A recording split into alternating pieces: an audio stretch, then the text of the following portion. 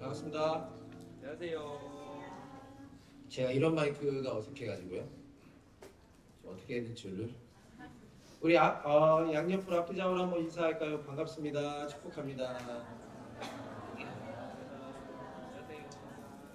우리 이렇게도 한번 인사해볼까요? 참 감사합니다. 그죠? 우리 이렇게 한번 인사해봅시다.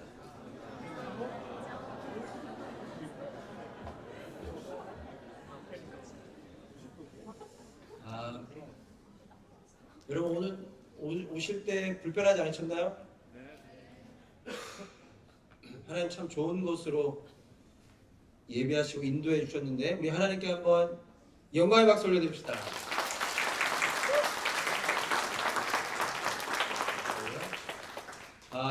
감사하게 뒤에 우리 그리교회 친구들이 지금 친구 한 분 계세요. 대학생 22살쯤으로 알고 있는데 어제도 그제도 계속 와서 도와주고 지금도 도와주고 있는데요.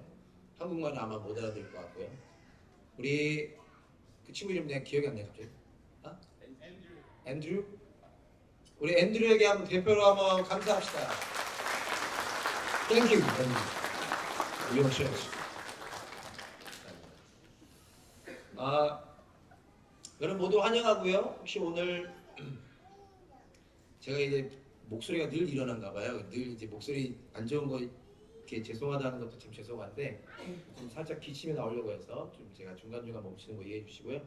오늘도 혹시 처음 오신 분들 있으면 지금 환영하고 예배 후에 교회와 관련한 궁금한 사항 있으시면 편하게 질문하시고 대답할 수 있기를 바라고요. 보통은 예배 후에 세대별 모임이 있고 새가족반이 있는데 오늘은 제가 창립 주년 기념 혹은 감사 예배를 드리기 때문에 세대별 모임과 새가족반이 없고 바로 2부 순서로 이어집니다. 그 점 이해해 주시고 함께 은혜를 누리실 수 있기를 소망합니다. 온라인 주보 있는 거 아시죠? 여러분 온라인 주보 활용해 주시고요. 제가 오늘 광고를 조금 길게 하겠습니다. 예배 장소를 이전했습니다. 갑작스러울 수 있는 이전으로 인하여 어려운 부분이 있을 수 있지만 여러분들이 너그러운 마음으로 이해해 주시고 저희가 더욱 기도로 나아가길 원하고요. 한두 분 정도 그런 염려를 하시더라고요. 사실 오늘 제가 여러분들 다는 못 봐도 많이 보니까 대부분이 너무 좋아하시는 모습을 봤는데 이전 건물에 비해서 훨씬 좋지만 또 협소한 느낌이 있을 수 있습니다. 그리고 우리가 인간이다 보니까 불편한 점이 계속 나올 수는 있는데 저희 장소 이전을 위해서 애써주신 분들이 안 찾아보는 곳이 없습니다. 물론 그럼에도 불구하고 우리가 다 찾아보진 않았겠지만 시티 근방, 웨스트 멜번, 웨어하우스 저희가 몇 년 동안 많이 살펴보았는데 이것보다 좋은 곳은 없었고요. 여러분들이 그 점 좀 이해해 주시고 더욱 함께 좋은 점도 바라보면서 나아갈 수 있으면 좋겠습니다. 예배 장소 이전과 관련해서 저희가 이제 바로 옆에 여러분 많이 이용하시는 뉴코아 있잖아요. 거기 2층을 저희가 렌트해서 거기를 사무실 그리고 저희 공간 특별히 또 주일학교 일부 예배 공간으로 사용하려고 합니다. 그래서 레노베이션을 이미 했고 또 앞으로 더 필요한 공사가 있고요. 또 의자 같은 것들 물품을 구입해야 됩니다. 이게 거저되는 게 아니죠. 이게 지금까지 현재까지 11,431불이 들어갔습니다. 또 여러분 이거 자세히 알려드리면 좋아하시니까. 근데 저희 많은 분들이 와서 직접 저희가 바닥을 하이브리드라는 걸로 바꿨거든요. 카펫을 뜯어내고 그 작업을 전문가에게 맡겼는데 그 하이브리드를 사와 주신 거를 나르고 하는 것들은 저희가 했어요. 저희가 모여서 해서 자그마치 3,850불을 절감한 겁니다. 물론 또 이렇게 깎아주시기도 하고 자기 돈 아니라고 이렇게 다시 해볼게요. 3,850불이 절감된 겁니다. 저기 한 형제님께서 감사하고요. 하지만 앞으로 더 들어갈 부분이 많습니다. 예상하기로 최소한 6,000불 정도는 더 들어가지 않을까 싶고요. 관련해서 교회를 사랑하는 마음으로 나도 함께하고 싶은 마음으로 기도와 더불어 펀드레이징 해주시기 원하시는 분들, 모금을 원하시는 분들은 다시 설명드리는데요. 여러분들이 헌금 같은 계좌로 헌금을 해주실 때 M 뭐의 약자죠? Moving 이미 우리는 move 했는데 어쨌든 M을 써주시거나 요즘은 한글도 된대요. 이전 이렇게 써주시면 돼요. 현재까지 여러분들이 동참해 주셔서 11,760불이 모였습니다.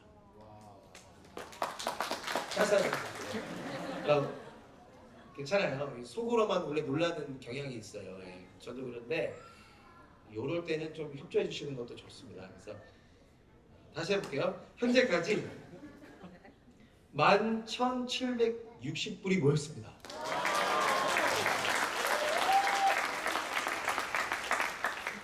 교회가 세워진 지 11년이 됐는데 언제까지 이렇게 제가 2번씩 3번씩 해야 될지 다시 한번 여러분 감사드리고 여러분들의 기도, 마음 그리고 정말 1불, 2불의 그 귀한 재정이 귀하게 쓰일 수 있기를 또 소망합니다. 우리 카톡방에 자세히 나눠주셔서 제가 오늘은 생략할 텐데 저는 이 건물이 너무 좋아서 도리어 더 부담이 됐어요. 그 이유는 관리를 우리가 과연 잘 할 수 있을까 너무나 소극적인 마음이긴 했는데 여러분들의 수준 높잖아요. 우리가 깨끗하게 아까 벌써 화장실 남자 화장실 벌써 더러워졌는데 우리가 좀 잘 사용할 수 있기 원합니다. 깨끗하게 사용하고 특별히 여기 그리교회 분들 만나면 늘 하시는 얘기가 뭐냐면 마음껏 써라.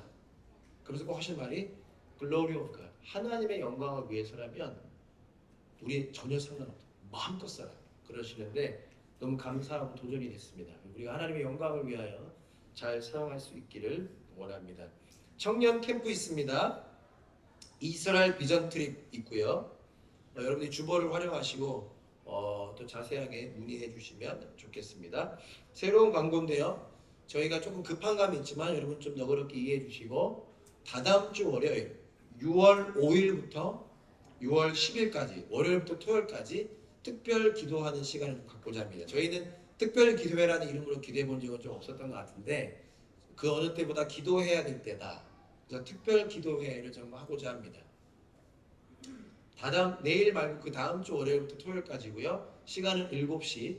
장소는 다시 추후 공지해 드릴 텐데 이곳을 사용할 수 있는 요일은 이곳에서 하고 이곳을 사용하지 못할 때는 저희가 새롭게 이전한 사무실에서 할까 하는 계획인데요. 3가지 기도 제목을 가지고 기도하려고 합니다. 첫 번째, 우리 교회 환우분들, 특별히 우리 형숙 집사님을 비롯해서 우리 환우분들의 회복과 치료를 위하여 함께 기도하고 두 번째, 새로운 장소 이전하게 됐는데 감사와 더불어 이곳이 정말 하나님의 은혜로 채워지고 흘러 넘치는 역사가 일어날 수 있도록 세 번째로 사실 제가 5월달을 계획했었는데 5월은 가정의 달이었잖아요. 우리 사랑하는 가족들의 구원을 위하여 함께 기도하는 시간을 갖고자 하는데 여러분들 벌써 한 달, 2달 뒤 계획 다 세워져 있는 거 제가 잘 알고 있지만 최대한 좀 스케줄 조절을 하셔서 우리가 7시에 함께 모여 찬양하고 기도하는 시간을 갖기 원합니다. 침례식 계획 중에 있습니다. 조금 여러 가지로 더 지금 시간을 좀 두고 있는데 여기 뒤에가 열리면요 침례탕이에요. 한번 열어봐 드려요? 이렇게 하면 열려요. 괜찮습니다. 그런 거. 그래서 오늘 좀 바쁘지만 제가 말씀하고 찬양하고 기도하잖아요. 그리고 나서 바로 2부 순서로 갑니다. 그리고 2부 순서 제가 빠뜨렸는데 2부 순서 뒤에 우리 중고등부 식구들이 펀드레이징 위해서 어제 오랜 시간 동안 아름다운 맛있는 쿠키를 만들었거든요. 예배 전에 이미 구입하신 분들이 있고 아직 못하신 분들은 예배 후에 구입할 수 있습니다. 그때 나는 침례를 받고 싶습니다. 혹은 궁금합니다 라고 하는 분은 뒤에 잠깐 보이겠습니다. 제가 저 뒤에 서 있을게요. 예배 다 끝나고 2부 순서까지 다 끝나고 쿠키 사실 분들 쿠키 사신 다음에 제가 있는 곳으로 오셔서 침례 받기 원하시는 분, 침례에 궁금하신 분 잠깐 저랑 대화하는 시간 갖도록 하겠습니다. 제가 빠뜨린 광고 있을까요? 떡. 어? 사이 몰라요? 진짜 잘 모르겠어서 우리 오늘 창립 11주년을 기념해서 떡값이 많이 올랐대요, 여러분. 승경님 얼마큼 올랐죠, 떡값이? 원래는? 네, 원래는 11불, 요즘에 17불. 그럼에도 불구하고 우리 여러분들이 떡을 참 좋아해요. 제가 말씀 전하는 것보다 떡 나눠줄 때 훨씬 좋아하시더라고요. 그래서 떡을 준비했는데 우리 떡 먹는 시간 뒤에서 가질 텐데 언제일지 모르겠습니다. 잘 조율되는 대로 하도록 하겠습니다. 다시 한번 옆 사람 이렇게 한번 축복할까요? 우리 이 좋은 건물을 잘 사용합시다. 감사합니다. 헌금 기도하고 말씀 보겠습니다. 하나님, 저희를 교회로 세워주심에 감사드리고 11년이라는 시간을 친히 인도하여 주심도 감사합니다. 그리고 이 11주년을 시작하는 이때에 이렇게 너무나 좋은 새로운 장소에서 또 예배 드릴 수 있게 하심도 감사합니다. 그 은혜를 기억하며 나누는 삶을 살게 하여 주세요. 헌금을 드렸습니다.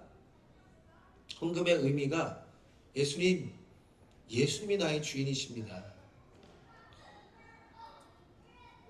인 것임을 기억하고 우리 남은 인생과 일상을 그렇게 살아가는 우리 담없는 교회 되게 하여 주세요.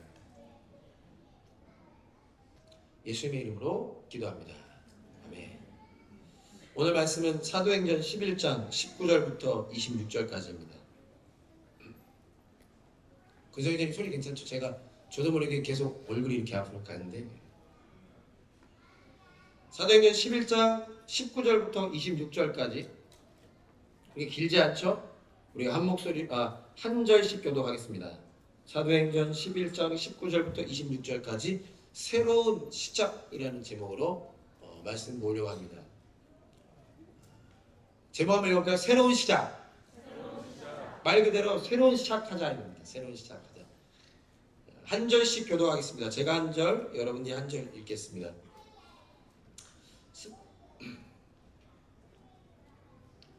스데반에게 가해진 박해 때문에 흩어진 사람들이 페니키아와 키프로스와 안디옥까지 가서 유대 사람들에게만 말씀을 전하였다.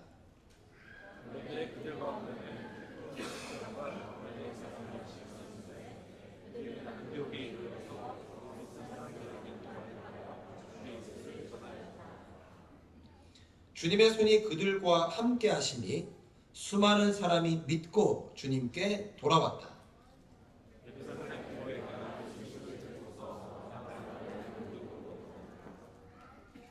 바나바가 가서 하나님의 은혜가 내린 것을 보고 기뻐하였고 모든 사람에게 굳센 마음으로 주님을 의지하라고 권하였다.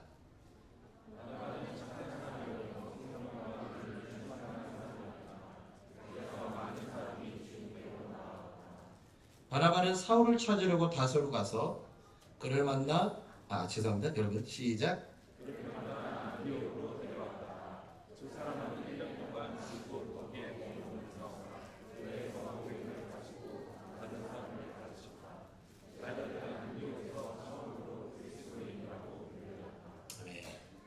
의자가 좋아졌죠? 네.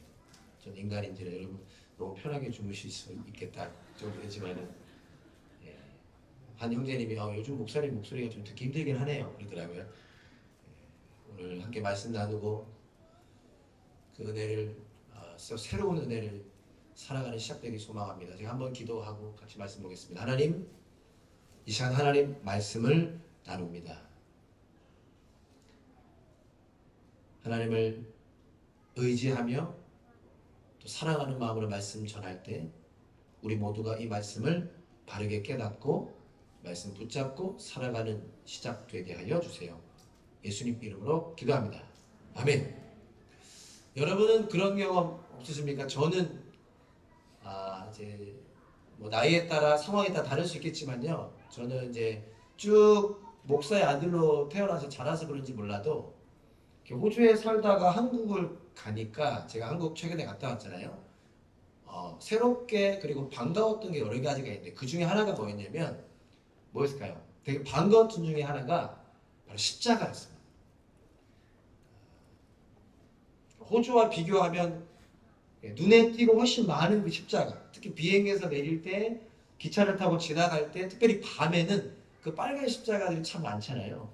그걸 보면서 참 반가워했던 기억이 있고, 동시에 이번에는 안타까웠던 것이 제가 그렇게 들어서인지는 모르겠지만 코로나 시기에 정말 많은 교회가 사라졌거든요. 사라졌다는 표현이 좋을지 모르겠지만 그 얘기를 듣고 봐서 그런지 예전보다는 교회가 덜 보이는, 십자가가 덜 보이는 것 같은 마음에 좀 마음이 아프기도 하고 기차에서 계속 기도했던 기억이 납니다. 오늘 함께 읽은 본문은요, 안디옥이라고 하는 도시에 교회가 세워지는 장면입니다. 좀 집중해서 다시 한번 기억하기 원하는데요. 오늘 이 성경 본문의 핵심 중에 하나는 뭐라고 할 수 있느냐? 안디옥이라고 하는 도시에 교회가 세워지는 장면입니다. 그 당시에 백그라운드를 대부분 아시겠지만 그 당시에 예루살렘에만 교회가 하나 있던 때. 근데 안디옥이라고 하는 또 다른 도시, 특별히 이방 사람들이 사는 그 도시에 또 하나의 교회가 세워지는 장면, 즉 너무나 아름다운 장면입니다. 그러니까 왜 아름다운 장면입니까? 교회란 어떤 존재죠? 교회란 예수님을 주인으로 고백하는 사람들의 모임입니다. 내가 주인이 되거나 돈이 주인이 되거나 뭐 여러 가지의 모습으로 살아갔는데 예수님을 주인으로 고백하는 사람들의 모임이 교회죠. 그러니까 우리 담없는 교회는 바로 예수님을 주인으로 고백하는 사람들이 모임이라고 할 수 있겠고, 그렇게 예수님이 주인 되셨기 때문에 그 예수님의 은혜가 흘러 넘치는 존재가 교회입니다. 그래서 참 아름다운 장면인 것이 그런 교회, 그런 존재가 이 안디옥이라고 하는 곳에 세워지게 된 것입니다. 그 당시 안디옥이라고 하는 도시는요, 인터넷 찾아보시면 이렇게 묘사가 됩니다. 이스라엘 북쪽 시리아의 도시. 느껴보시나요? 로마, 알렉산드리아의 다음 가는 그 당시 세 번째로 큰 도시.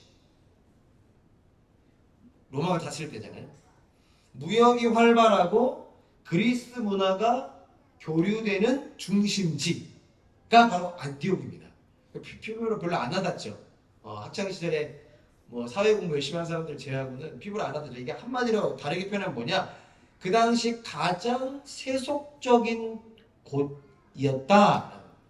세속적이라는 게 무슨 뜻이죠? 하나님과 반대되는, 가장 하나님의 가치와 반대되는 곳이 바로 이 안디옥이라는 곳이었는데, 그 안디옥이라고 하는 도시에 뭐가 세워진 거예요? 교회가 세워진 것입니다.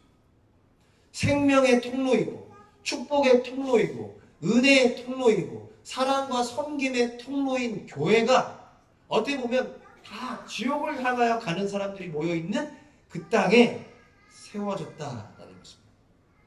근데 오늘 창립주년을 맞아서 오늘 한 번 더 주목해보고자 하는 점은요, 그 안디옥이라고 하는 도시에 교회가 세워졌는데 어떻게 세워졌냐는 거예요. 어떤 상황, 어떤 정황 속에서 세워졌는가 하는 것입니다. 19절, 20절 한 번 더 보겠습니다. 우리 본문 19절, 20절 형제님들만 다 한번 같이 읽어봅시다. 벌써 슬슬 졸려하는 형제님들. 다 같이 한번 읽어봅시다. 시작!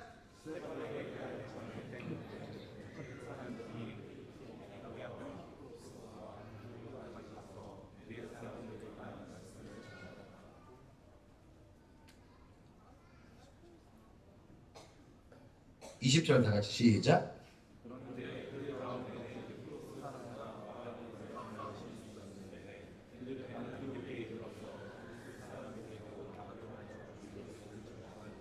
자, 안디옥 교회가 세워졌는데 어떻게 세워졌는가? 그 당시의 상황과 정황은 어땠는가? 19절 앞에 보면 이렇게 묘사하고 있습니다. 스데반에게 가해진 박해 때문에 흩어진 사람들이. 이해되시나요? 다시 한번. 스데반에게 가해진 박해 때문에 흩어진 사람들이 라고 시작합니다. 안디옥이라고 하는 도시에 교회가 세워졌는데요. 그 직전에 어떤 일이 있었는가? 예루살렘 교회에 7 집사님이 있었죠. 그 중에 한 분이었던 이 스데반이라고 하는 집사님이 죽임당하는 사건이 있었습니다. 예루살렘 교회의 7 집사 중 한 명이었던 스데반 집사님, 그분은 성경에 뭐라고 묘사되느냐? 성령과 은혜와 능력이 충만했던 사람이다. 은혜와 능력이 충만했던 사람으로서 예루살렘 교회를 사랑으로 섬길 뿐만 아니라 예루살렘 지역에 사는 수많은 사람들에게 예수님에 대해 전하던 아주 너무 훌륭한 집사님이었어요. 근데 그분이 어느 날 복음을 전하다가 예수님을 받아들이지 않는 사람과 논쟁을 하게 됐는데 아무도 스데반을 성경의 표현으로 하면 이길 수 없었다라고 묘사됩니다. 근데 보통 인간이 어떻죠? 여러분들은 안 그러십니까? 우리 교회도 승부욕 장난 아니잖아요. 신캠프 때도 승부욕 장난 아니었는데 지는 거 싫어하죠. 그들이 논쟁에서 스데반을 이기려다가 지니까 배가 아파서 어떻게 하냐면 거짓말로 스데반 집사님을 모함합니다. 저 사람 하나님을 모독했다. 저 사람 죽여야 된다. 그래서 얼굴이 천사와 같았던 그 스데반 집사님을요, 사람들이 거짓으로 모함하고 그것도 안 돼서 어떻게 하죠? 다 돌로 쳐서 스데반 집사님을 죽여버립니다. 그 앞에 바울이 서 있었죠. 그리고 나서 그 다음의 일들을 사도행전 8장은 이렇게 기록하고 있습니다. 제가 사도행전 8장 1절부터 3절까지 한번 읽어볼게요. 사울은 스데반이 죽임당하는 것을 마땅하게 여겼다. 그날에 예루살렘 교회에 큰 박해가 일어났다. 그래서 사도들 이외에는 모두 유대 지방과 사마리아 지방으로 흩어졌다. 경건한 사람들이 스데반을 장사하고 그를 생각하여 몹시 통곡하였다. 그런데 사울은 교회를 없애려고 날뛰었다. 그는 집집마다 찾아 들어가서 남자나 여자나 가리지 않고 끌어내서 감옥에 넘겼다. 스데반 집사님이 죽임을 당했고요. 사도행전 8장 1절부터 3절까지 일들이 일어나기 시작합니다. 여러분, 그들의 심정이 어땠을까요? 지금 제가 그냥 말씀을 갑자기 전하는 거니까 여러분들이 한번 그 당시의 상황을 조금 생각해 봐도 좋을 것 같습니다. 여러분, 우리가 이전에도 그랬고 예수님을 믿고 나서도 우리가 기대하는 것과 정반대의 모습 아닙니까? 지금도 좀 촬영을 하고 있어서 조심스럽지만 또 자극적일 수 있겠지만 제 아내가 예전에 암으로 한번 고생했던 적이 있지 않습니까? 제가 목사였음에도 불구하고 저의 첫 반응은요, 평상시와 같지 않았습니다. 감사와 찬양이 아니었어요. 제 마음속에 섭섭함, 불평, 불만이 나왔습니다. 왜죠? 제가 그런 말을 자꾸 들어서인지 몰라도 부족하고 연약하지만 하나님을 사랑하는 마음으로 섬기고 교회를 위해 열심히 섬겼는데 나에게 다가온 일은 우리 아내가 아프고 우리 아이들이 아프고 그러한 일들, 제가 기대하는 건 사실 그런 거는 아니거든요. 여러분도 혹시 그렇지 않으십니까? 근데 지금 이 예루살렘 교회가 어떤 일을 겪었느냐? 스데반 집사님이 순교당하였고 믿는 사람들은 감옥에 갇혔고 사도들 이외에 그 12 사도들 이외에 모든 사람은 도망갔고 사울은 계속해서 교회를 없애기 위해 온갖 방법을 동원했습니다. 우리가 기대하는 건 그게 아니잖아요. 하나님이 살아계시면 스데반이 죽을 때 죽음을 면해야 됩니다. 사울이 교회를 없애려고 할 때 그 사울이 없어져야 됩니다. 그게 아닙니까? 근데 계속해서 어려운 일들만 겪고 있는 것입니다. 어쩌면 그들의 마음에 이런 생각이 들었을 것 같아요. 어떻게 이런 일이 있을 수 있을까? 하나님은 지금 무엇을 하고 계신 것일까? 스데반의 죽음이 끝이 아니라 사울이요, 모든 권력을 가지고서 교회마다 찾아다녀서 감옥에 가두기 시작했습니다. 모든 것이 끝난 것처럼 여겨지지 않았을까요? 너무나 무섭고 두려워서 그들의 마음이 낙심 뭐죠? 마음이 무너지고 떨어지는 거잖아요. 그들의 마음이 부서지진 않았을까요? 그런데 그때 바로 그러한 순간에 어떤 일이 일어났다라고 성경은 기록하고 있는 것입니까? 모든 것이 끝난 것 같았을 때, 우리의 기대와 모든 것이 달랐을 때, 그때 안디옥이라고 하는 도시에 교회가 세워진 것입니다. 스데반의 일로 도망간 사람들이 복음을 전하기 시작하고 그들을 통하여 교회가 또 하나의 교회가 세워지게 됐다는 것입니다. 즉 우리가 주목하면서 기억하기 원하는 것은요, 하나님은 위기 가운데도 여전히 일하신다. 하나님은 약함 가운데에도 여전히 일하신다라는 것입니다. 모든 것이 끝난 것 같고 모든 것이 실패한 것 같아 보였을 때, 실패하고 끝난 것이 아니라 오늘 제목을 이렇게 정했는데요, 새로운 일이 시작되고 있었던 것입니다. 우리 한번 같이 선포해 보면 좋겠습니다.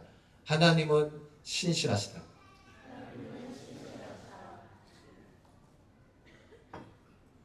우리 한번 해볼까요? 하나님은 신실하시다.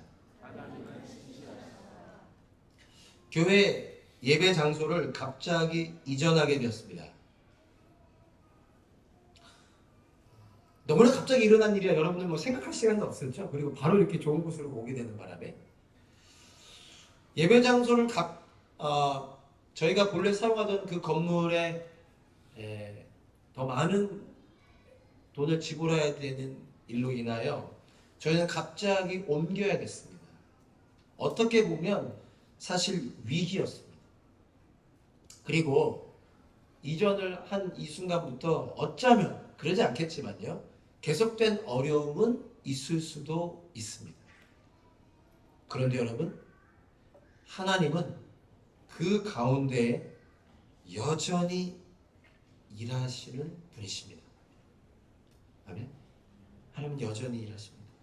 여전히 일하셔서 우리에게 이렇게 좋은 장소를 예비해 주셨고 지금도 일하고 계셔서 우리가 기대하는 그 이상의 놀라운 일들을 우리는 경험하게 될 거라는 것입니다. 사실 어떻게 보면 예배 장소는 중요하지 않습니다. 그렇죠? 교회인 우리가 중요한 것이고 우리가 모여 예배 드리는 게 중요하지 이 장소는 중요한 게 아닐 수 있습니다. 그러나 어떤 의미에서 또 중요하겠죠. 그럼에도 불구하고 새로운 곳으로 예배 장소를 옮기게 된 오늘 이 시간이 저와 여러분들의 새로운 시작이 되기를 소망합시다. 이건 저 혼자 소망하면 안 되고요. 다시 한번. 새로운 시작이 되기를 소망합시다. 그러니까 오늘 말씀을 준비하면서 제가 목표하며 기도했던 것은 저를 비롯하여 사랑하는 우리 운영위원회와 섬기회를 비롯하여 우리 온 교회가 오늘 이 시간 우리의 마음의 변화가 일어나고 다짐하는 것입니다. 무엇을? 새로운 시작이 일어나기를 소망합니다. 안디옥이라고 하는 도시에 교회가 세워지게 된 것처럼 저와 여러분들의 믿음과 저와 여러분들의 삶이 더 깊어지고 더 넓어지는 시작이 오늘이 되기를 소망합니다. 그런 의미에서 어떻게 보면 유치할 수 있지만 저희가 이제 그래도 뭐 항상 하겠지만 내가 앉고 싶은데 앉기가 어려워지는 곳에 왔어요. 다 꽉꽉 채워야 여기 한 170명 앉을 수 있거든요. 여러분들이 마음을 새롭게 고치면 좋을 것 같습니다.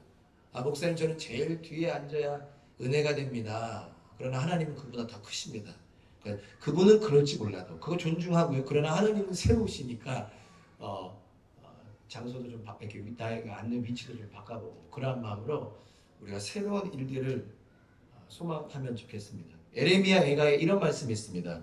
여러분 잘 아시는 말씀일 텐데요. 에레미야가 3장 21절부터 23절까지 다 같이 한번 목소리를 좀 모아서 한번 읽어봅시다. 시작. 마음속으로 곰곰이 생각하며 오히려 희망을 가지는 것은 주님의 한결같은 사랑이 다음에 없고 그 긍휼이 끝이 없기 때문입니다. 주님의 신실이 큽니다. 이게 여러분 잘 아시죠? 아침마다 새롭고 찬양이 여기서 온 걸로 저는 아는데 시작이 이렇습니다. 그러나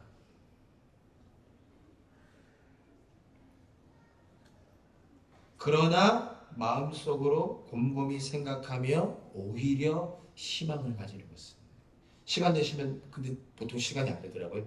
그 앞에 제가 읽어드릴게요. 왜 그러나로 시작하느냐? 자, 다 읽을 수는 없고요. 예레미야가 쓴 게 에레미야 애가라고 우리가 보통 보는데 그 시대가 어떤 시대죠? 바벨론의 나라가 멸망해서 다 포로로 끌려갔습니다. 왕은 두 눈 다 뽑혔고요. 질질 끌려갔고요. 나라는 황폐해졌습니다.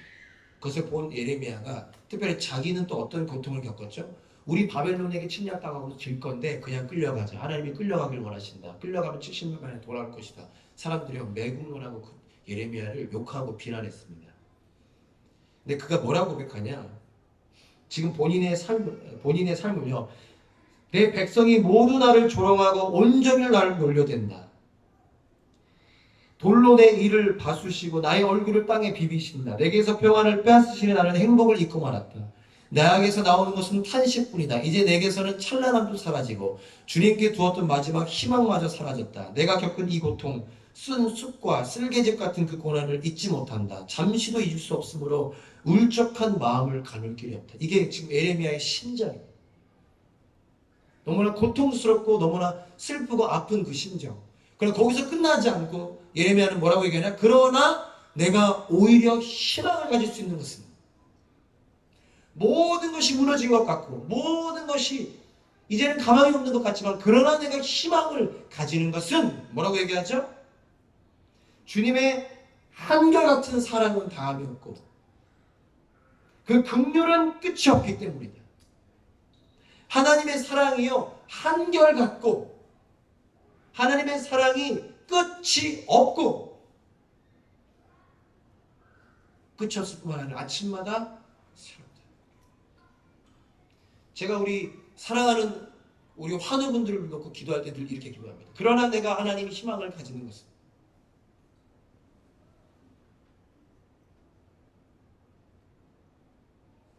주님의 사랑은 한결같고 끝이 없습니다. 아침마다 새롭기 때문이라고 고백합니다. 가장 큰 증거가 무엇입니까? 피부로 느껴지지 않을 수 있어요. 저도 피부로 잘 안 느껴질 때가 많습니다. 그럼에도 불구하고 내가 확신할 수 있는 가장 큰 증거, 예수 그리스도. 바로 예수님 때문인 것입니다. 예수님께서 나를 대신하여 십자가에서 죽으셨을 뿐만 아니라 나와 세상 끝날까지 함께 하시고 내 마음속에 내 안에 계십니다. 그거보다 더 큰 증거가 어디 있습니까? 여러분 사랑하는 우리 담원명계 성도 여러분, 예수님께서 여러분들을 위해 이 땅에 오셨습니다. 아멘? 아멘. 보여줘봐. 뭐 어떻게 보여줘? 이전에 들려오신 거를. 그래 그것이 사실이고 우리가 믿게 되고 경험하게 되고 깨닫게 되는 것입니다. 그분이 오셨을 뿐만 아니라 여러분들을 위해서 죽으셨고 다시 살아나셨으며 우리 안에 오셨습니다. 그것이 바로 우리 하나님의 사랑의 증거인 것입니다. 그래서 오늘 우리가 기억하고자 하는 것은 무엇이냐? 그 은혜를 누리고 붙잡기를 원하는 것입니다. 그 은혜를 붙잡을 때 새로운 시작이 우리 가운데서 이루어질 것이라는 것입니다. 그래서 제가 이렇게 한번 적어봤습니다. 예수님으로 회복되고 깊어지는 나, 예수님으로 회복되고 깊어지는 우리 가정, 예수님으로 회복되고 깊어지는 우리 교회. 그 첫 시작은 무엇일까요? 바로 이 그리스 교회 분들에게 우리의 감사뿐만 아니라 그 은혜가, 예수 그리스도의 은혜가 흘러가는 것이죠.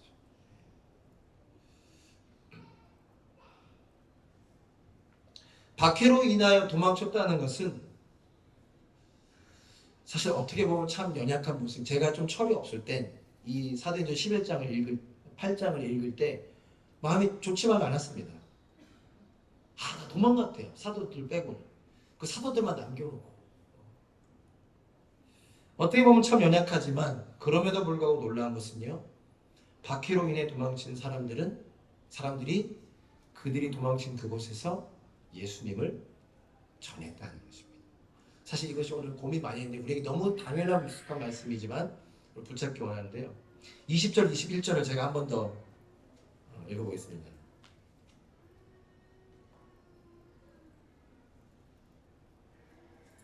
20절, 21절. 그런데 그들 가운데는 키프로스 사람과 구레네 사람 몇이 있었는데 그들은 안디옥에 이르러서 그리스 사람들에게도 말을 하여 주 예수를 전하였다.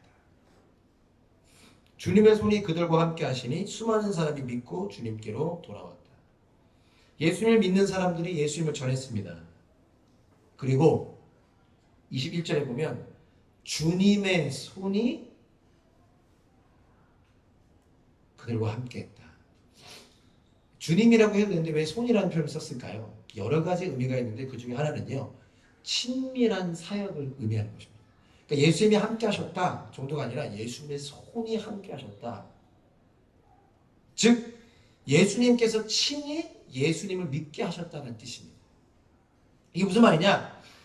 안디옥에 살아가던 사람들이 어떻게 해서 예수님을 믿게 됐냐면요, 어떻게 해서 예수님께로 돌아오게 됐냐면요, 예수님께서 친히 그들을 만나 주셨다는 거예요. 예수님이 친히 그들을 구원해 주셨다는 것입니다. 사람의 능력으로 된 게 아니라는 거예요. 그러나 그와 더불어 우리가 기억하고자 하는 것은 그 일에 누가 수임을 받은 것입니까?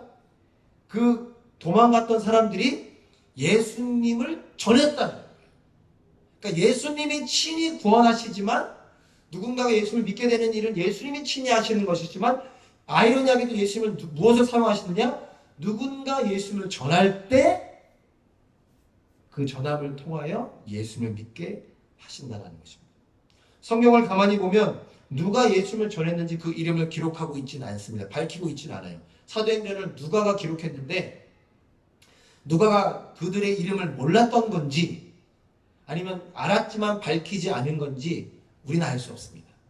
저는 어떻게 해석하냐면 누가가 이름을 알았지만 밝히지 않았다, 혹은 이름을 몰랐다. 저는 뭐라고 해석하냐?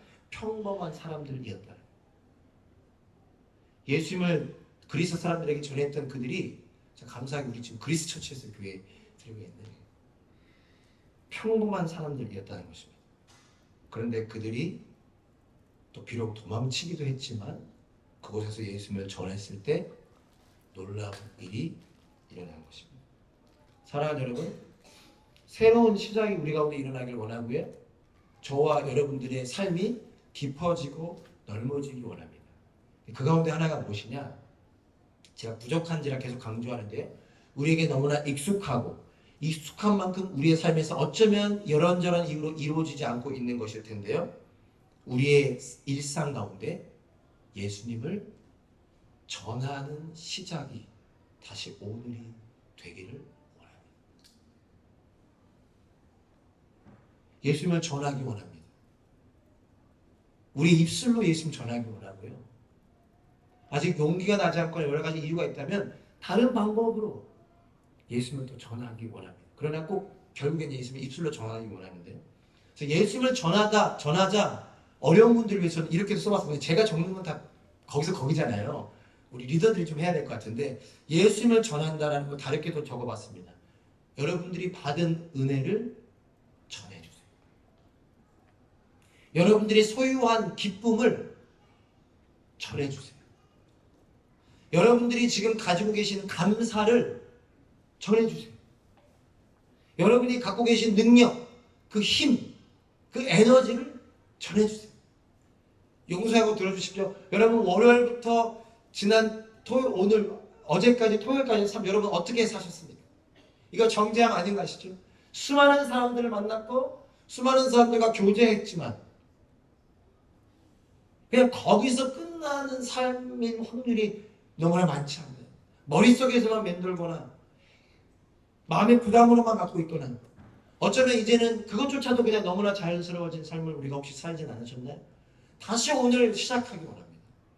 우리의 입술과 우리의 삶을 통해 여러분 예수님을 전해주십시오. 여러분이 만난 예수님, 여러분이 깨달은 예수님, 여러분이 갖고 계신 기쁨과 감사, 그 은혜, 능력, 그 모든 것들을 여러분들 나누십시오. 위로를 전해주셔야 돼요. 웃음을 전해주셔도 돼요.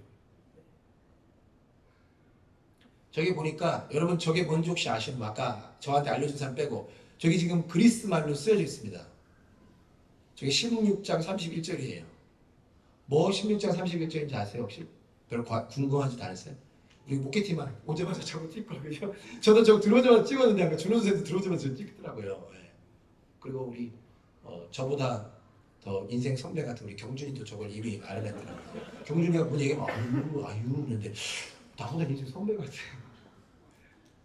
저게 사도행전 16장 31절이랍니다. 네. 뭘까요? 주 예수를 믿으라. 그리하면 너와 내 집이 구원을 얻으리라. 여러분, 우리가 예수님 믿으면 우리 가족들 저절로 예수 믿나요? 그 얘기인가요? 아니에요. 저절로 믿어지지 않습니다. 주 예수를 믿어 그럼 너와 내 집, 거기에 뭐가 포함되어 있나요? 우리가 예수님을 전하고 나타내야 하는 거죠. 이 교회가요 부담스러울 정도로 웰컴해줘. 오늘 아침에도 저보다 이만큼 크세요 목사님이, 필립 목사님이 마음껏 쓰레기. 지난 금요일 날도 여기 첫 예배 드렸거든요. 쓰레기 막 주스를 때 쓰레기도 줍지 말래. 그냥 쓰레기 마음껏 쓰레기. 그래서 뭐라 하는 줄 아세요? For the glory of God. 뭐 쓰레기 버리는 건 글로리 오브 갓은 아니잖아요. 그래서 제가 주셨습니다. 이곳이 하나님을 나타낼 수만 있다면, 복음을 전할 수만 있다면 마음껏 쓰라. 그래서 우리 모든 웰컴이에요. 특별히 우리 교회 새로운 분들이 많이 온다는 말씀을 들으시고 그보다 귀한 일이 어느냐? 마음껏 쓰라는 거예요. 때로는 이게 저절로 이루어지는 거 아니지 않습니까?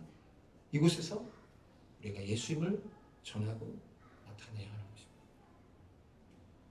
말씀을 마치겠습니다. 안디옥 교회 사람들에게 별명이 붙여졌습니다. 여러분들 아시죠? 이때 처음 등장하는 단어입니다. 크리스찬, 그리스도인이라고 한 단어가 이때 처음 생깁니다. 안디옥에 도망간 사람들이 복음을 전하기 시작하고 안디옥 교회가 세워졌어요. 사람들이 보면서 저들은 그리스도인, 크리스찬이라고 별명 지어줬습니다. 근데 대부분의 학자들이 말하는데요. 지금 우리 지금도 조금은 이제 너무 험한 시대가 됐지만 그리스도인 좋은 표현이 아니라고 보통 생각합니다. 뭐죠? 비꼬는 거예요. 아 쟤네 뭐야? 왜 저렇게 살아? 아 쟤네 예수님 믿는 애들이래. 쟤네 예수님 고백하는 애들이래. 아 크리스찬. 이럴 확률이 크다는 거예요. 사람들의 비웃음, 비판, 조롱, 그러나 사실 축복이었습니다. 왜죠? 그들이 은혜로 살았기 때문에 붙여진 별명이기 때문에. 그들이 은혜를 아는 자로서 억지가 아닌 기쁨으로 다르게 살았기 때문에 붙여진 이름이 Christ-like, 크리스찬인 것입니다. 바라기는 저와 여러분들도 그렇게 불려지기 원해요. 예수님께 속한 사람이야. 예수님 사랑하는 사람이래. 예수님 믿는 사람이래. 예수님 따르는 사람이래. 크리스찬. 그렇게 불려지는 저와 여러분 될 수 있기를